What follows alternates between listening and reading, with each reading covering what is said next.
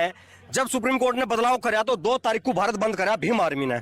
जिनके लिए सुविधा दी थी कोर्ट ने, वो लोग अपने घरों में मौन व्रत धारण करे बैठे रहे। उन्हें लगा कि तेरा 2 नंबर आने का ही नहीं। खाली उत्तम कुमार की बात ना करो, सहारनपुर का बता रहा, हिमांशु शर्मा एक बहुत अच्छे डॉक्टर हैं यहाँ सहारनपुर के अंदर। उनके यहाँ एक महिला की डिलीवरी हुई।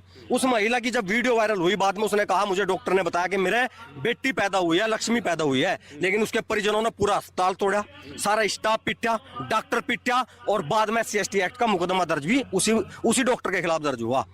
और अब समझौते के नाम पर 20 लाख रुपए मांगे जा रहे।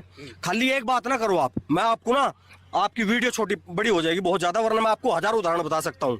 अभी मुजफ्फरनगर का एक उदाहरण बता रहा। मुजफ्फरनगर में गांव पड़ता है, वहां पर हमारे गुजर बिरादरी के एक भाई थे। उसने एक कंपनी में एक लड़के को काम दिलाया। कंपनी में जब काम मिल गया, उस लड़के ने उसे अपने काम के लिए कुछ कहा होगा, उसके मैनेजर ने, तो उसने उसे धमकाया दिया, उसने उसे कुछ गलत सलत कहा होगा, जो भी हुआ। तो उसने कहा जिसने मुझे जाति सूचक शब्द कहे, उसके पास एक रिकॉर्डिंग थी। तो उसमें जब उनकी आपस में बातचीत हुई, उसने एक एप्लीकेशन थाने में दे दी। जब उसके पास मैसेज आया कि आपके खिलाफ SC/ST एक्ट में मुकदमा दर्ज होने लग रहा, तो उस आदमी ने कहा जी समझौता कर लो। उसने 30,000 रुपए मांगे, 50,000 रुपए सीओ साहब ने मांगे समझौते के नाम पर। तो उस आदमी का फोन हमारे पास है, हमने कहा भाई हम आओगे, मदद करेंगे। वहां के कप्तान साहब से बात हुई, लेकिन बाद में क्या हुआ, वहां पर जो उसका आईओ था वो जाट बिरादरी का सिपाही था। मैंने उसे वो ऑडियो भेजी जिसमें 30,000 रुपए मांगे जा रहे थे। उसे लगा भाई बिल्कुल गलत हो रहा। उसने वो ऑडियो उस व्यक्ति को सुनाई जिसकी ऑडियो थी। उसने अपनी माफी मांगी, गलती का एहसास हुआ, तो उनका समझौता हो गया। लेकिन मैं ऐसे बहुत सारे मामले बता सकूं, उत्तम कुमार के नहीं। अब जिन्होंने उसके खिलाफ SC/ST का पर्चा दिया है, मुकदमा दर्ज कराया है, वो महिला 5 साल से उसके साथ काम कर रही थी। क्या 5 साल बाद पता लगा भाई शोषण हुआ, तो मुकदमा पहले दिन दर्ज होना चाहिए था ना उत्तम कुमार पर। 5 साल बाद कैसे मुकदमा दर्ज कर दिया? भाई इस देश के अंदर न्यायिक व्यवस्था बिल्कुल खत्म है, बिल्कुल खत्म। वो आदमी जेल चला गया, 6 महीने बाद पता लगा वो निर्दोष था। वे जो 6 महीने 180 दिन है, उसके कौन वापिस कर देगा जी?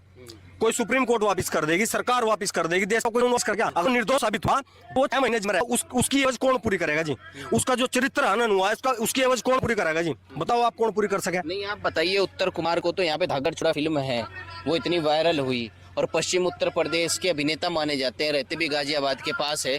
आपको क्या लगता है कि इस मामले में भी ऐसा ही हुआ होगा? क्योंकि वो लड़की ये कह रही है कि मुझे वादा किया गया था, तो मैं अभिनेता बनाएंगे, अच्छे रोल देंगे। मेरा कहने का मतलब वो है ही नहीं जी। मैं कह रहा हूँ उस लड़की को, वो अपनी जगह बिल्कुल सही है। मैं कह रहा हूँ उसका शारीरिक शोषण हुआ होगा, लेकिन मैं ये पूछना चाह रहा, अभी यही तो सरकार कह रही लिव इन रिलेशनशिप, कि आप लिव इन रिलेशनशिप में रह सकते हो दूसरे को जानकारी करने के लिए।